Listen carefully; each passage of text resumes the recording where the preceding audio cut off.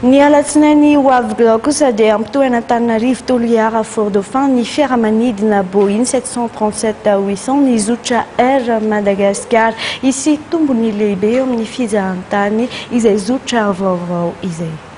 Anomboka ny alatsinainy 20 martsa izao ampitoana Antananarivo Toliara Fort Dauphin ny fiaramanidina Boeing 737-800 anzotra Air Madagascar.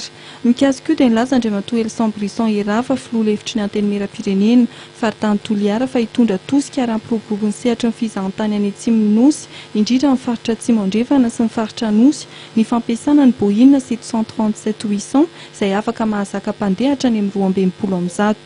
Hisy ny zotra mpiaramanidina izay mampitohy any Antananarivo sy Toliara ary Fort Dauphin izay Boeing vaovaon'ny Air Madagascar 737-800 izay manomboka amin'ny 20 volana marsa amin'ny ty herinandro ity.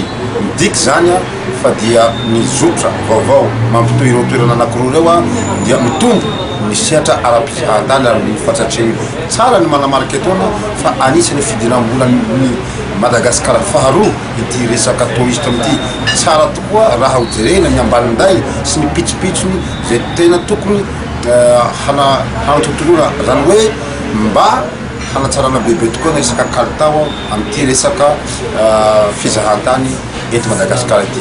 Mino sy manantena fa amin'ity zotra anankiray ity dia mba ho rétabli na tsisy olana intsony resaka fandehanana fiaramanidina mampitohy Toliara sy Fort Dauphin ary Antananarivo. Manana toerana ara-pizahantany maro ny faritra Atsimo Andrefana Nosy, anisan'izany Anakao, Ifaty, Mangily, Andavandoka.